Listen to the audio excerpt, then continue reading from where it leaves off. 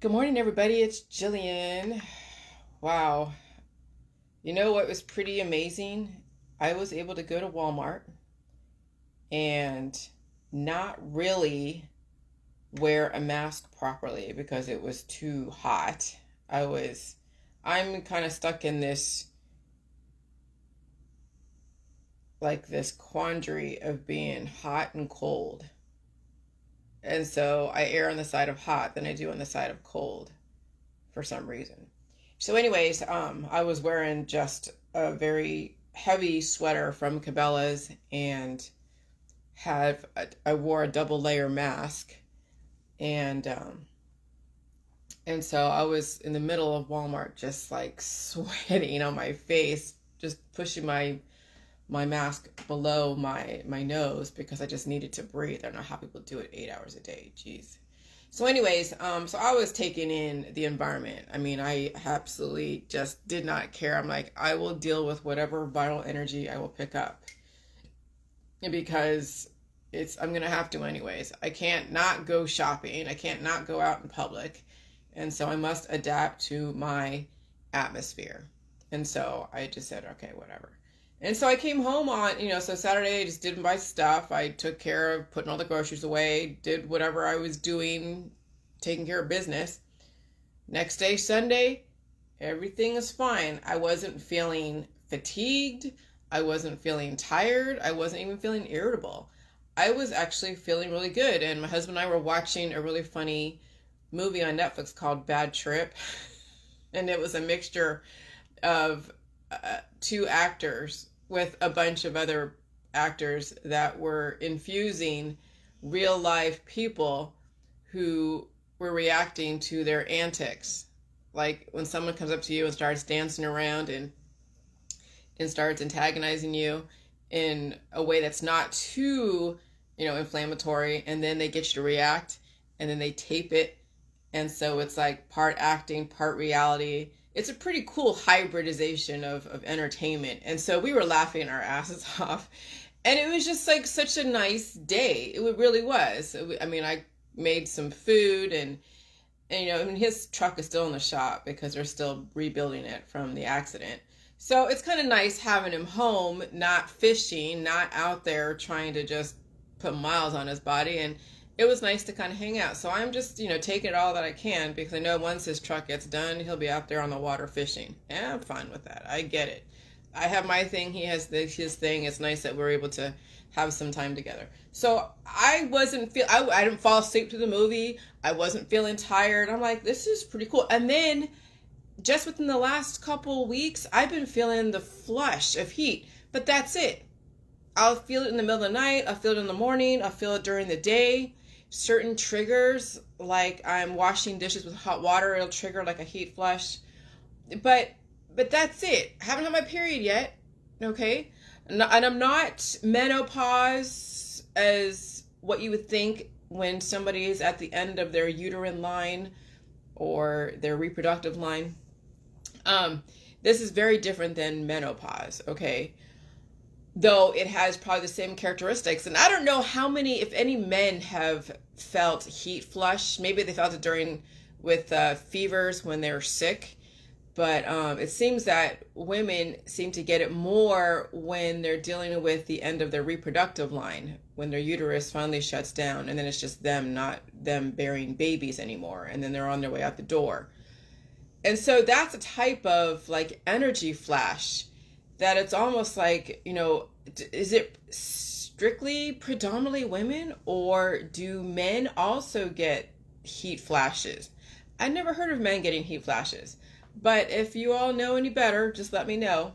But anyways, so that's what I've been feeling. It's just this heat rising, and I'm just like, oh my God, and I go outside. No different than it was a couple of years ago, but I didn't really know what it was. I just figured that it was just me going through the reversal of reversing the aging process. And I didn't know how long it would take to go from, when you're going from A to B, then you're going from B to A, but you're not going all the way down to, to a sperm and an egg. You're just now finally recalibrating. You're finding some kind of equilibrium. And that's the whole JJ mentality, is to find some kind of equilibrium between 2 points, the beginning and the end, And we know people think that people should die, so that is the proverbial ending for those. And so the whole JJ mentality is to then stop that trajectory of the death process, more than just slow it down, reverse it altogether, and then hold steady in between, life, beginning of life, and the end of life.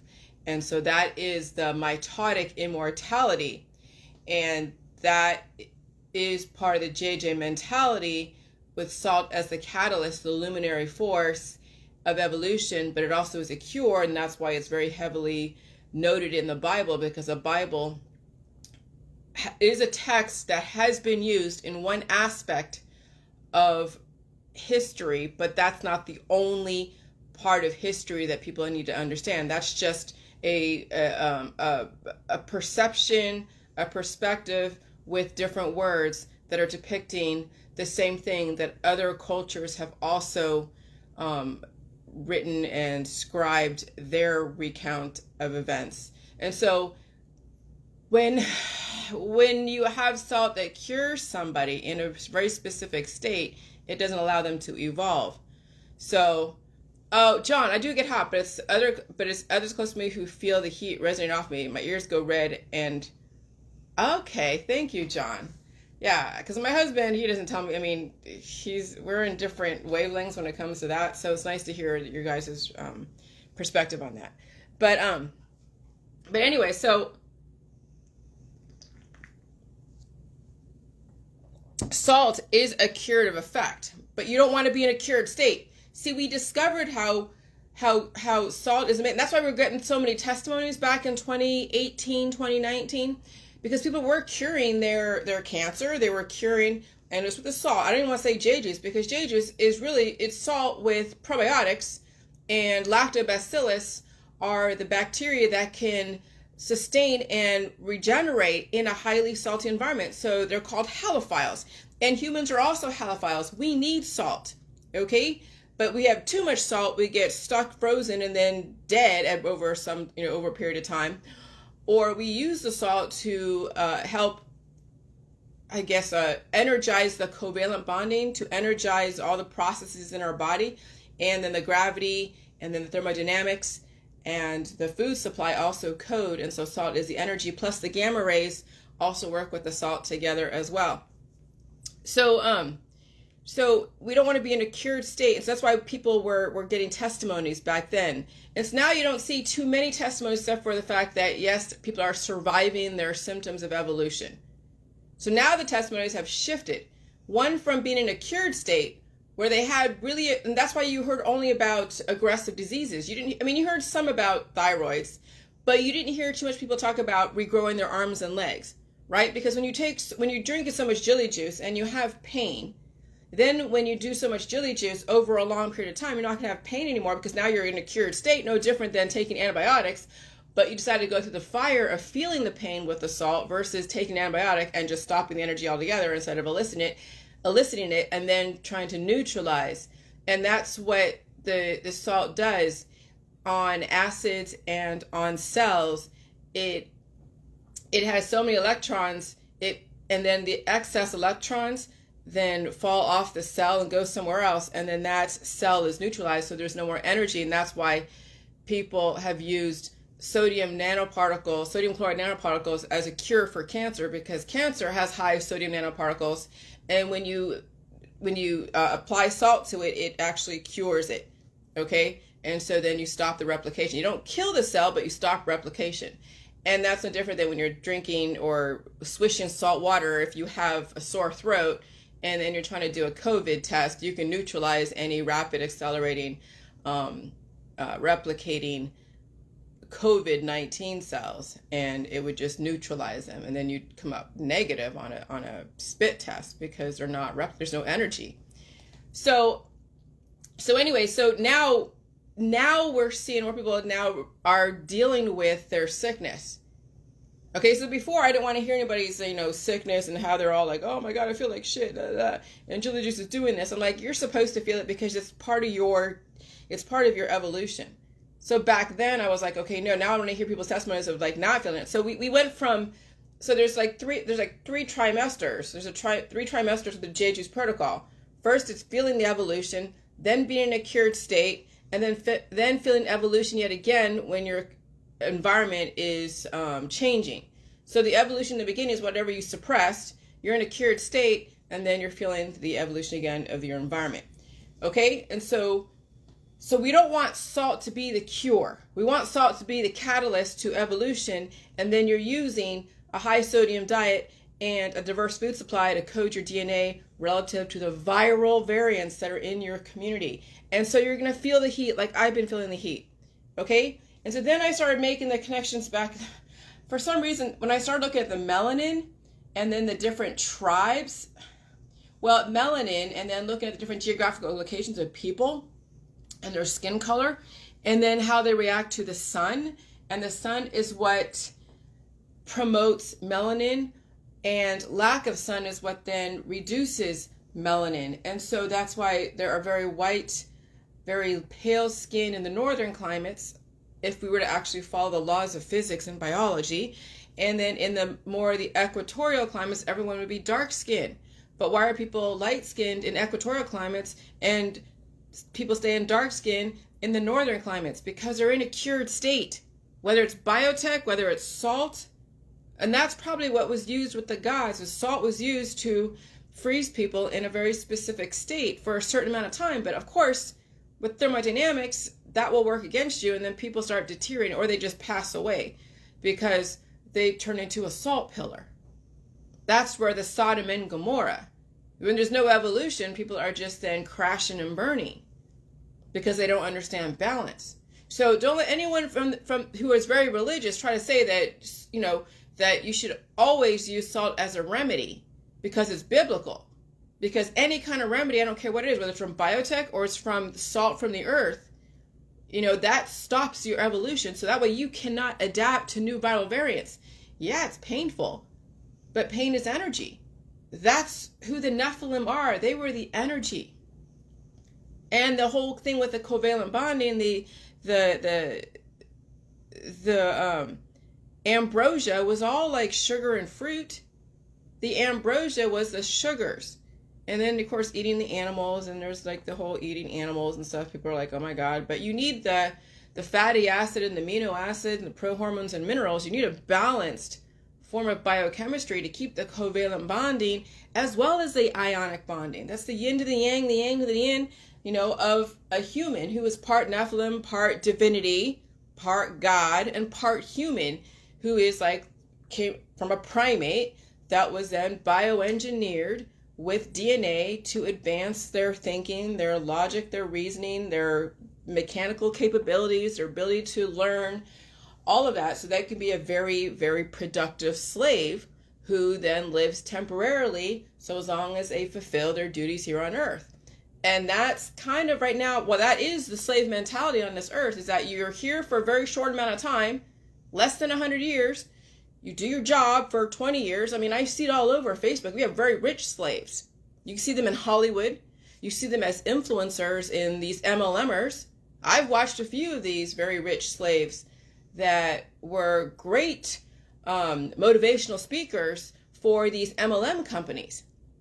And they're saying, oh yeah, you know how you want to build your business and be an entrepreneur and make your own hours and make a shit ton of money, and look at my car and look at all my family and look at all the trips that I've taken. And they're on there on the stage just rallying the crowd.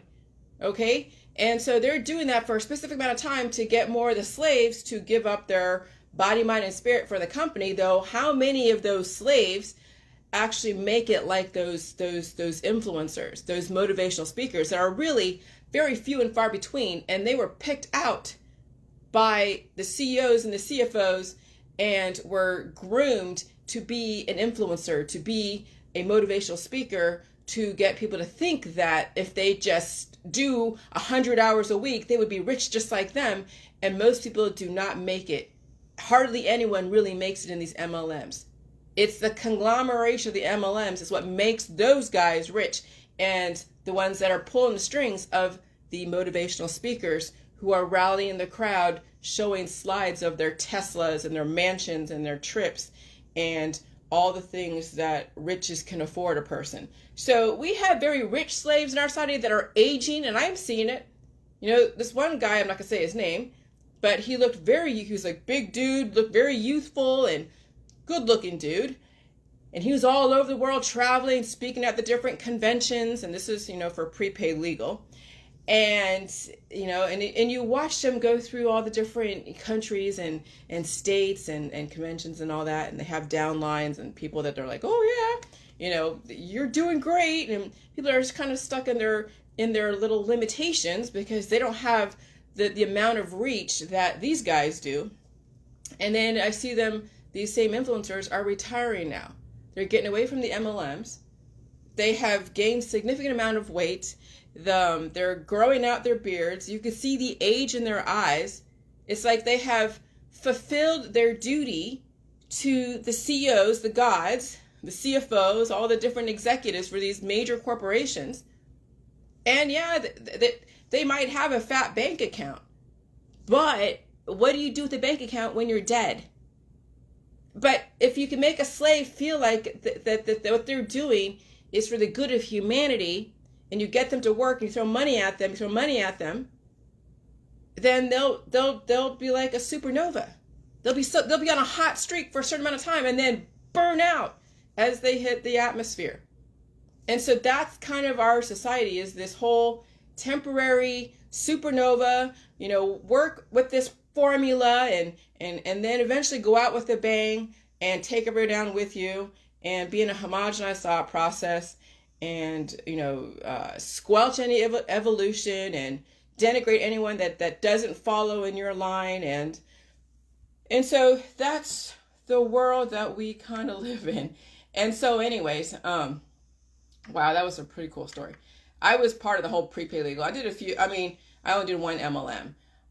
It was back in 2008 when I was doing the insurance and I was cold calling. I was getting proselytized and recruited for all these different MLMs. I did belong to prepaid legal for a minute, and then I also was looking at other ones like other insurance or life insurance MLMs.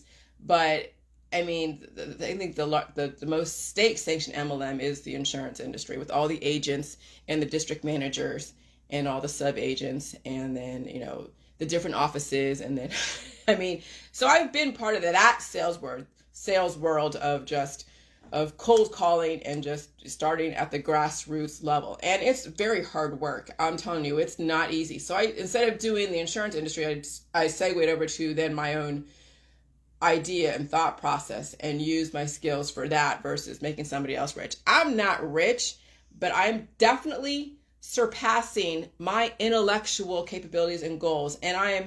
And this is where the satisfaction, it really isn't about the money, because I'm not making any money. My book, there's no books out for me. This is just strictly information for all of you and for me, for my own, I guess, just satisfaction that I can solve problems and have solutions that are universal. And then it will help me then write and direct not only myself, but help humanity go in a very specific direction if they're open to it. Those that are not, then that's fine. Do what you got to do.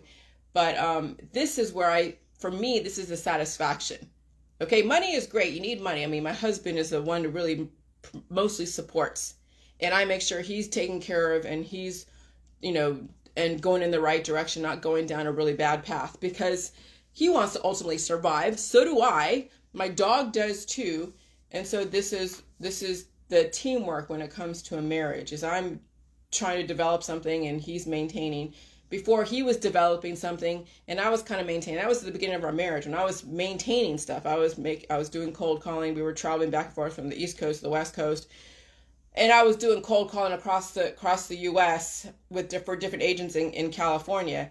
And so I was making, a couple $100 a week, which was fine.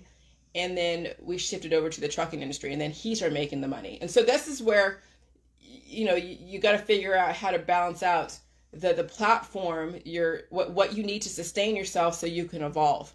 Whether it's marrying somebody and being part of a team, or you getting your duckies in a row and figure out how to balance both work and evolution. And that's not easy, I tell you. Anyone that balances both work and evolution and is a major breadwinner and raises kids, I have so much respect for. Some of you have a lot more on your plate than others, and you're still doing it. And it's freaking impressive. And so I really have a lot of admiration for those that are doing that. Okay.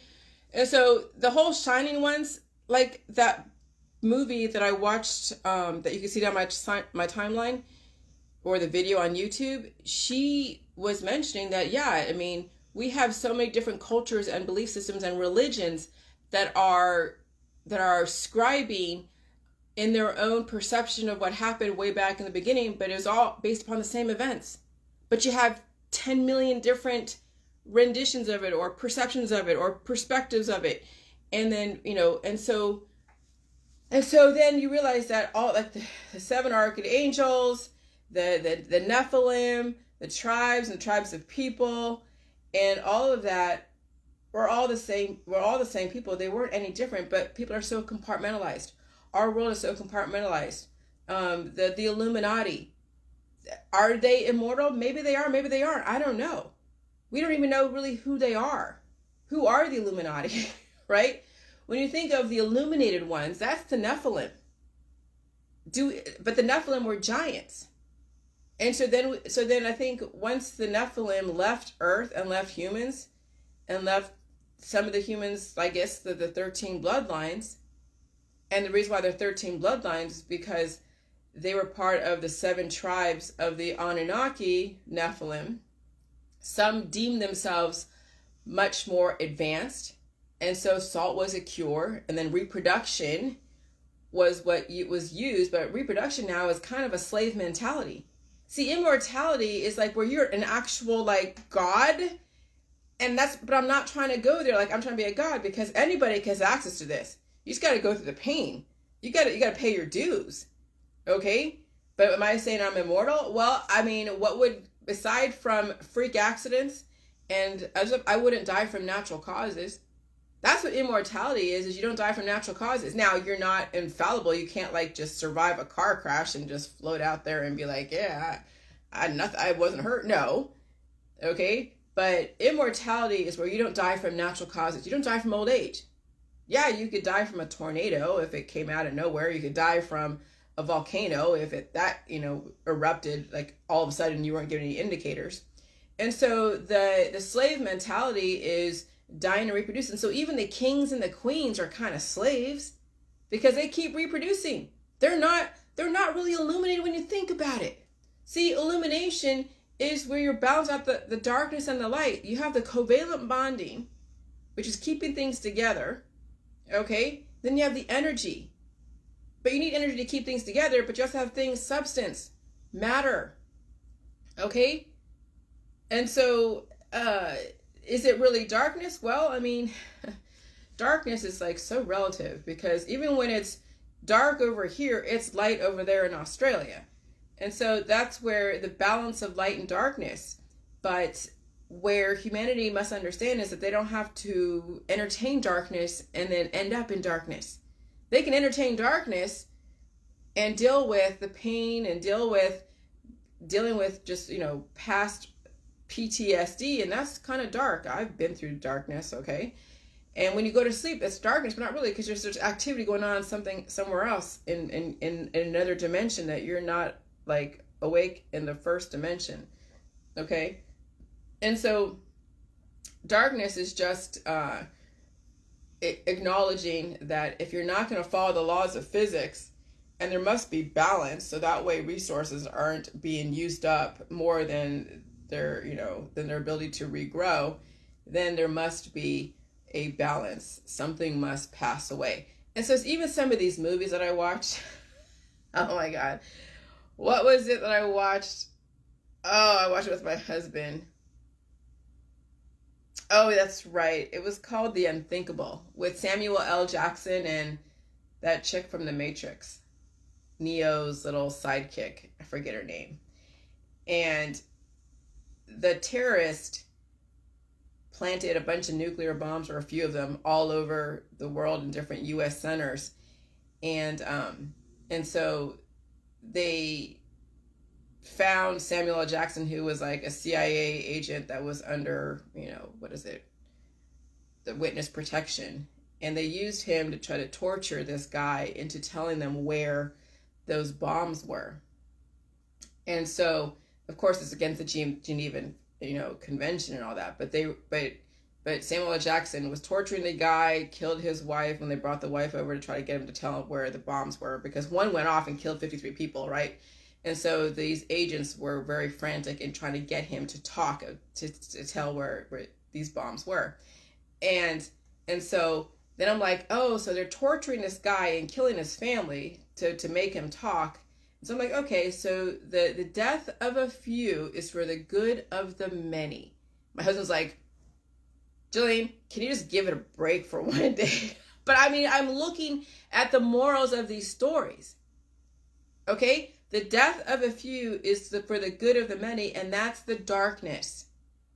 And so this is why we can't try to convert people. You see, the religions of the world that try to convert people don't realize that if they are illuminated and they know about indefinite life, they will live their life and drop seeds on neutral ground and get the hell out. But when you're trying to convert people in a binary system from 1 to 2 and 2 to 1, then you're just changing master and slave and master. You're just changing masters. When someone converts from one religion to another, what are you converting to? You haven't changed anything. You just changed masters. You're still worshiping somebody. You're still feeling that you're less than and someone else is more than. And that's the same thing with our society when it comes to just presidents, congressmen, even religions, obviously. And so, and Hollywood, you just change from one icon to another. If it's not, the Britney Spears, it'll be Dave Chappelle, it'll be somebody else. There's always little demigods willing to take the place and be the master to the slaves of our society who really don't have a purpose or don't see a purpose for themselves because they were given a purpose by somebody else. And so the thing with being a god, so to speak, being a master of your own domain is your ability to plug into the matrix and deal with this viral evolution without taking therapeutics to stop the evolution like mRNA or herbs or extracts or supplements. And so that's probably why the gods were immortal. Now what killed them was probably war and somebody else destroying them. And so they weren't as protected back then, and they weren't giving that option to the slaves. See, that's the thing with when it comes to someone has knowledge, they need to share it. When you're keeping knowledge to yourself, which is probably what the emperors did, and those immortal gods that were destroyed, they weren't really immortal per se, but they were destroyed because they kept the knowledge to themselves, only to a few. And so that's where people are having issues, is the fact that there's a bunch of knowledge in this world that is not being shared to the masses. But then also the masses do not want to take in new information. They squelch any kind of evolution. You've watched the last 4 years when I'm dealing with my trolls, with the Dr. Phil crowd. Yeah, salt has been demonized. You know why? Because that is the key to your fucking evolution. And so salt will take away money from the vaccine industry. Salt will take money away from the therapeutic industry. Salt will take money away from all the different holistic, allopathic, energy healing crowd. And so that's why they're taking away 12%, because they set your ass up to fail. You don't know what it's like to feel pain. You don't want to feel pain. And so salt is the catalyst to evolutionary energy, which is pain and symptoms. And so they take away more of your light. You become darker and darker, but they're going to control your darkness. So if you act out and do dark things, like bad dark things, then you're going to go to jail. Or you're going to be used as an experiment with biotech in some insane asylum. And so you got to understand that the immortality, which is not survive. I mean, which is not like, well, I don't do double negatives. Immortality. An immortal person would not survive a major train accident, but an immortal person would not die from natural causes, would not die from a virus that came into its environment, would not die from a bacteriophage, which is a bacteria and a virus that's being run by it. All bacteria are bacteriophages. All phages are viruses. Viruses run the environment. They are everywhere. Your dog has them. They're in surfaces for a certain amount of time. They are in the trees, on the animals. They're in the fleas. They're in all the different mosquitoes and insects that bite. Okay?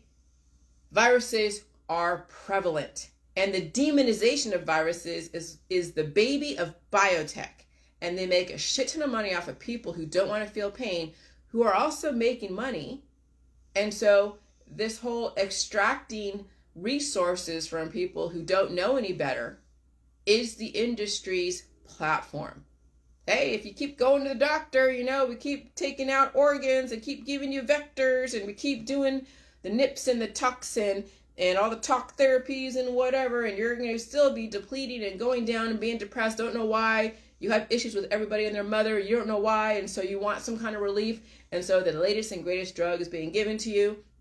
The latest and greatest operation is given to you. The latest and greatest, psychiatric, psychological, sociological method of squelching your evolution is given to your kids. So your kids, when your kids want to go and expand their horizons and be like, an enlightened one, and the parents are like, oh my God, Johnny is not sitting, sit still in class. We got to drug him with medicine, with Ritalin. And so we have a lot of kids being drugged by the parents because the parents don't know how to deal with their own evolution, much less their own kids' evolution.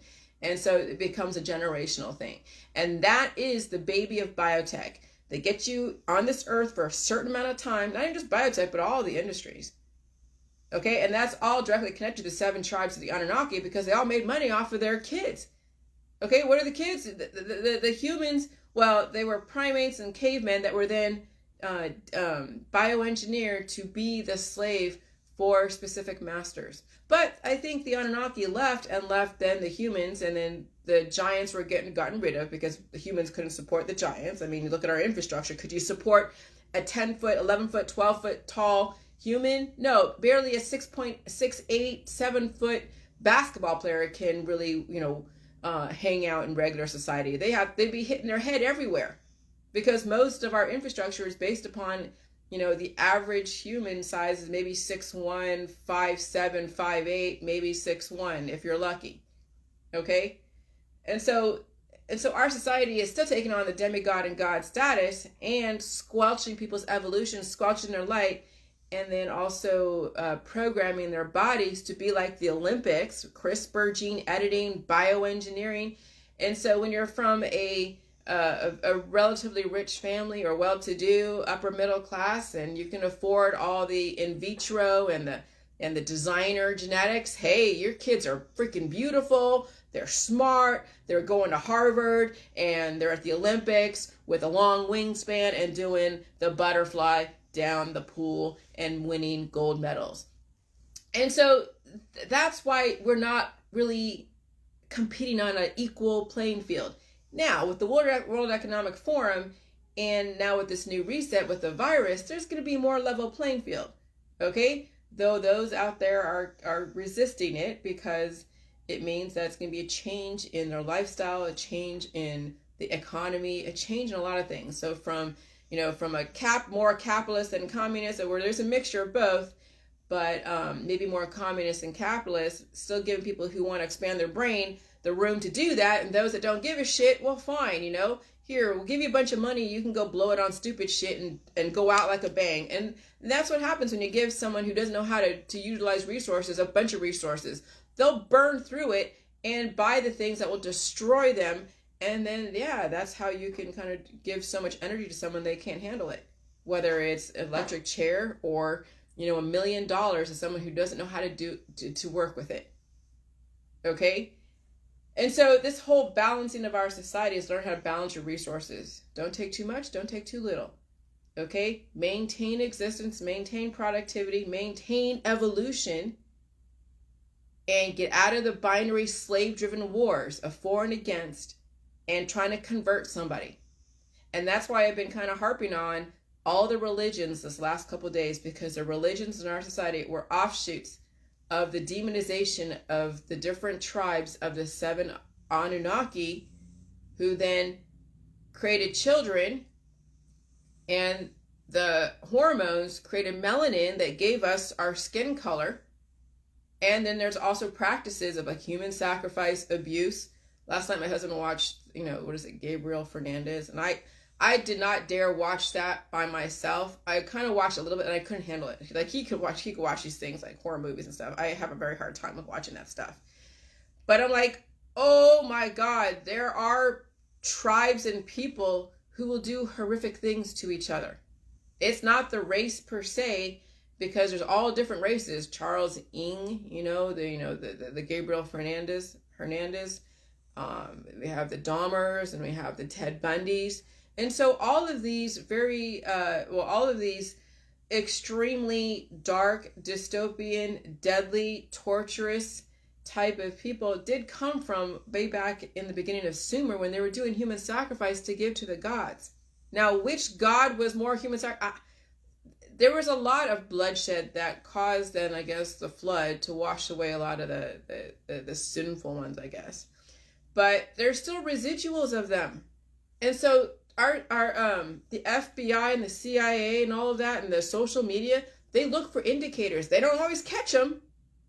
But I'll tell you what, I see indicators in some kids. I see indicators in parents. Violence is a huge indicator in the proclivities of a person acting out baser Sumerian instinct of human sacrifice, animal sacrifice. I mean, hunting for animals so you can feed yourself, that's very different than just killing for sport. And we have a lot of people who just kill for sport. I don't agree with that either. Okay? So just understand that we definitely are a reflection of what happened way back when. And so then we have tribes of people who are cured in a very specific state of their job, of their belief system, of their culture, of their geographical location. And so you have the highly melanic people in like Africa, and then you have very low melanin people up in like in the Netherlands. Okay? And then the people in the Netherlands were given maybe some kind of innovation, and they go and try to then capture resources from those in Africa, and then become the gods in South Africa, and they're not changing melanin. Their melanin isn't gaining. They're not gaining more melanin because they're in a highly or a lot of sun in that climate. But why are they in a cured state, living for maybe less than 100 years? Because of the salt and biotech. And so they can keep that status of being highly evolved according to somebody else. And then those that were enslaved under them are looking to them as gods. And this is where, people call, the pale devils or whatever. And so if people would change their skin color when they moved to different regions, they would all be homogenized and get along. There wouldn't be, you could still have diversity and have, homogenous, behaviors and still have diversity. I know it kind of seems oxymoronic. How can you be homogenized and diverse at the same time? Well, because then people are either working outside or they're working inside. So if you're working outside more, you'll be darker. You work inside more, you'll be lighter, but you still have the same kind of hue. You still have the base hue. But those that can't even handle the sun, that get sun cancer, skin cancer. Cancer is when your body's at a deficit, and then the sun virus, whatever, comes in and tries to take over. Okay? And so if you can't even handle the sun, where you have to wear, all this sunblock and clothes and umbrellas like they do in some of these societies where there's a lot of sun, and they're dressed in their nice dresses with their little umbrellas, wearing all this white makeup or sunblock. Why can't you evolve? And so even the ones that say they're evolved are not as evolved as they think they are. And the ones that think that the people who are really evolved, they are probably more evolved because they can adapt to their conditions. The ones that the visitors from the outside, from another freaking continent came in, that can't even adapt to those conditions, they're not very evolved. But they have technology, they have education and things that the indigenous population can learn. And so this is where you have to be able to learn as a visitor and learn as an indigenous person and trade information. Don't keep that shit to yourself. And that's the issue, is people keep that information themselves, or they try to make people pay for it. But the reason why I did in the beginning because I was repeating myself. So I'm like, okay, if you're not going to read the freaking pinned posts and read the files, then I'll charge you $75 and I can tell you everything. And I'm not doing that anymore because now everything is a bit more organized. I'm not as scattered, and it's not really in the development stage. And it was in the development stage, so I was just like repeat myself over and over again.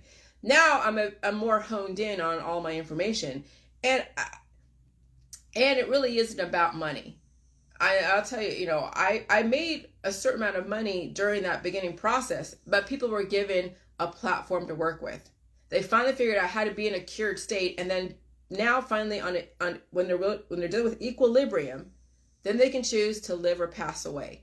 Because when you're in equilibrium, you have two choices. Right now, you're all at equilibrium.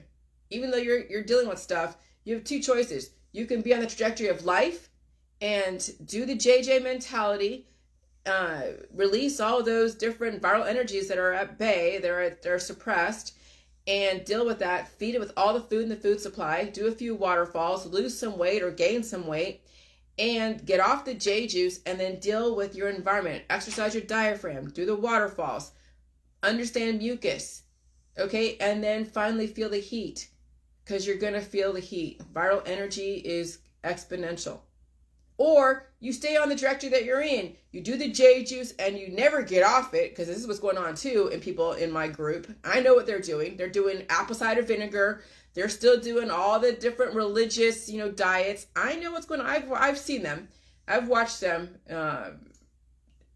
tell people what they're doing. And take your pills, powdered supplements, and detoxes or whatever, and stay on the J juice forever. And then the environment is going to cannibalize them. So right now they're enjoying their state of being in a cured state.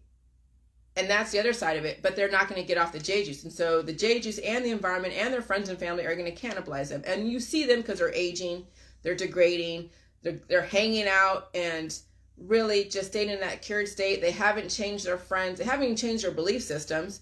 And they're doing the J juice, loving, not feeling anything. And then there's the other side of it where people are just doing all their pills, powder supplements, and detoxes, and prescription drugs, their herbs, their extracts, all the surgeries, and all the therapeutics. And so we obviously know the end result is going to be palliative care and then hospice. Now, those are on the J juice, stayed on it for indefinitely. If you stay on J juice indefinitely, you're going to be losing substance because you're not going to be hungry. Even if you're eating, you're not going to be coding. And so you won't have the fat or the substance to guard, against a viral shockwave. And so you'll die from a heart attack or a stroke. And so that's why you need to gain weight. You need to now have a butt. Like I have more of a body now. Like I told my husband, like the clothes that I'm wearing, they're not fitting the way they used to. I got an ass. I got some thighs. I got a tiny belly, but it's like the Greek statues. They weren't skinny and they weren't super obese. Okay? They were very, very proportional to their environment and to the people that they're around. When you're around people, they have viral energy. That viral energy is going to be mutating, and it's going to cause reactions in your immune system to search and destroy or to rebuild like a 3D printer. You can't be a skinny mini or totally obese. Because you're totally obese, you're taxing your organs. You're total skinny mini, the environment's is going to tax you, and you won't have any kind of insulation. And so this is why people die, because they are either too obese or they're too skinny. And so then, yes, biotech can go in and do nips and tucks and do whatever, make you lose some weight. But people have done the bariatric surgery. So they used to be so totally obese. They do the bariatric surgery and maybe they gotten some other stuff done, maybe not. And now you see them weigh next to nothing. And then what's going to happen is then eventually, either cancer or other things that go along with someone in a decline are going to then start happening. And you can manage it with stuff, but how long are you going to manage these diseases? But then people expect to pass away. So really there's three options. You do the J juice and deal with the evolution and eat all the food in the food supply and get off the J juice. Or you stay on J juice and be in a cured state for who knows how long relative to your predispositions and how much weight or how little weight you have. Or you're going to be in the medical holistic system going through their program. That is very formulaic and very obvious what the outcome is going to be. Palliative care and hospice. And sometimes not even palliative care, or you just die. And that's the inevitable for those that don't understand evolution, food, and salt and sugar and all of that stuff. And so mitotic reproduction is indefinite life. Not dying from preventable diseases, not dying from natural causes. Obviously, you will not survive a major plane crash where nobody survives. You won't be the only one like surviving. No, that's like, Terminator shit,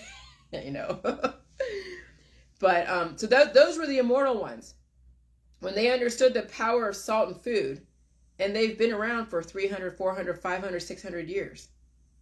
But the reason why they've cut down lifespans, because they got more out of people in a shortened lifespan. They made more money off of more people, right? When you have a downline, you make more money when you're bringing people into your MLM, right? You're not going to make a shit ton of money off your 5 people who only have, hands in maybe a certain amount of communities. It's all about bringing people in, and then you make money off of them. That's exactly what the nation builders have done. They were reproducing at a massive rate and making money off your kids, your grandkids, your grandparents, your aunts, your uncles, your cousins, your neighbors, whoever. And that's why there are billionaires, because they have allowed society to reproduce so much. But now society is on a glitching, and they're using up a lot of resources, that of which is not being replaced exponentially.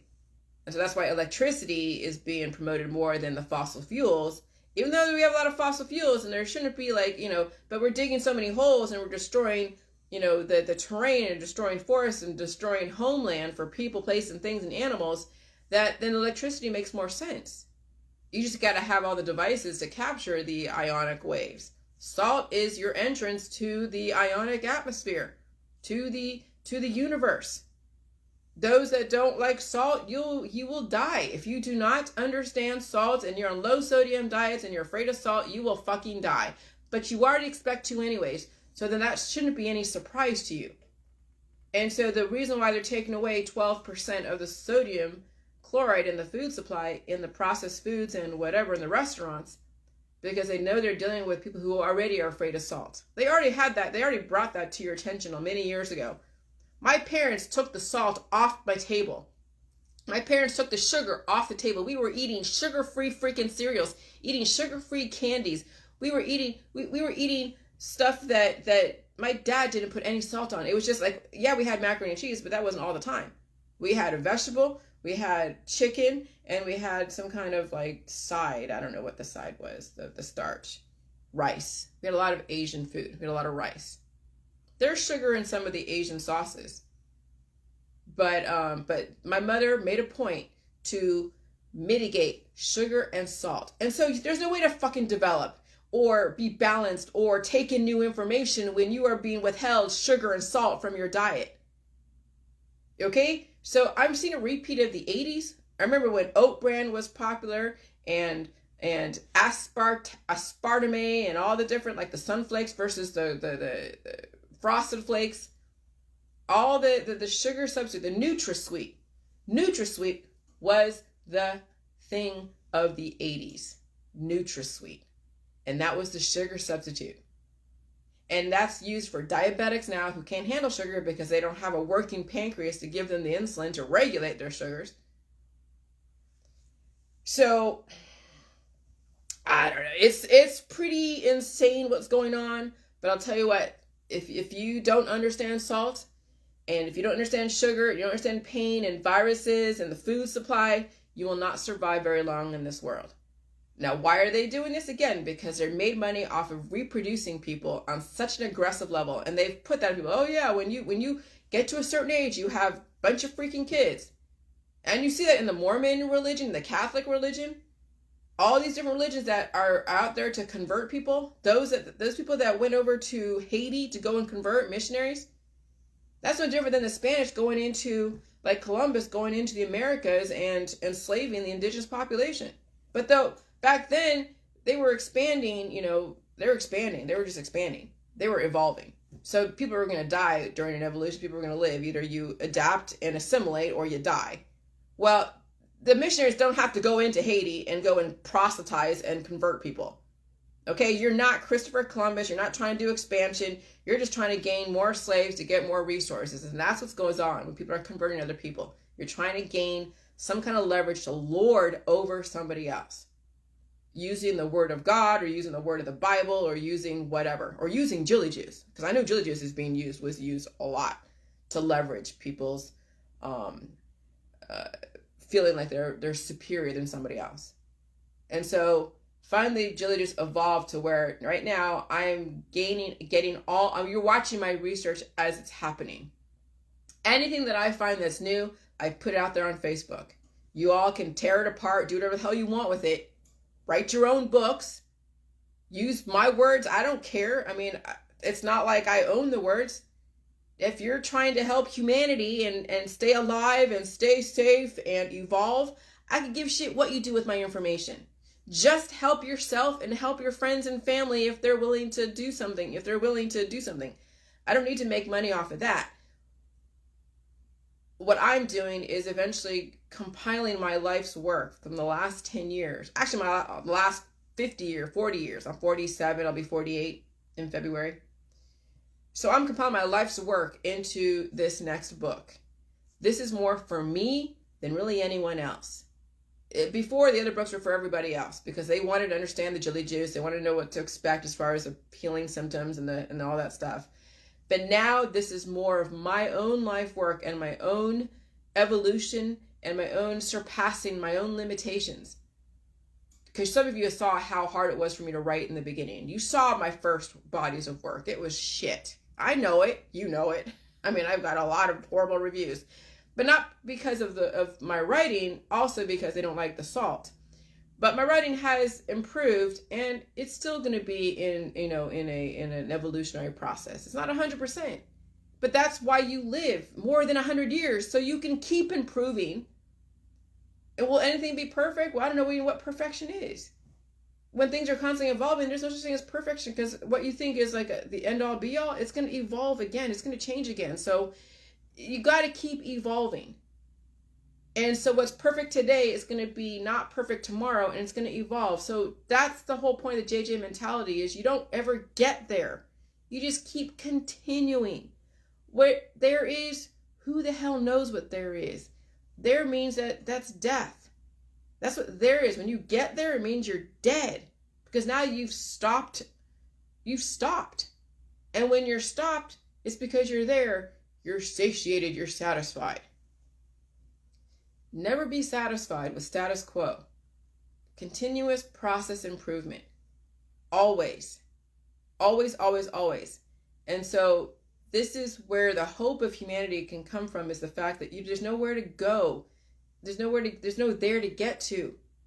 You just pick something that you want to first achieve, and that maybe your first is your health issues and dealing with how to make money in the meantime. And then once your health issues get through, then you're like, okay, I want to learn how to write. And so you start writing stuff, journaling. Maybe take a class in writing. There's plenty of classes you can take to learn the elements of a story. There's 5 elements to a story. Once you learn the 5 elements to a story, then you can start applying anything. You start creating when you figure out an organizational process. And all of a sudden the world opens up. That's the hope and the dreams of humanity, is when you actually learn first how to get a hold of your own microbiome and your own biochemistry and level it and make it more balanced, so that way you can still evolve. But if you're constantly battling your own body, there's no way you're going to freaking evolve and take in new information. There's no freaking way. So it is a little bit too late for some people, because they're battling so many battles within their body, they can't possibly sit still and take in new information or deal with another battle, because they're already exhausted with the current battles they have today. So this is right now, humanity's at a juncture, and you guys have the choice. You're at equilibrium right now. All of you are at equilibrium. You can choose to live indefinitely, not die from natural causes, or you can choose to pass away at some point and go out with a bang and make a shit ton of money for somebody else, for your kids. Because we know that's what goes on. People sacrifice themselves for their kids. We see it on the news. Murdoch, when he told someone to destroy him so his kids can gain the life insurance. What the hell? But there are people out there that do that. So, anyways, I'm going to go. But I'm going to go drink some coffee and smoke a cigarette and just kind of watch my video and figure out how to put all this shit together. Okay, have a good day. Bye.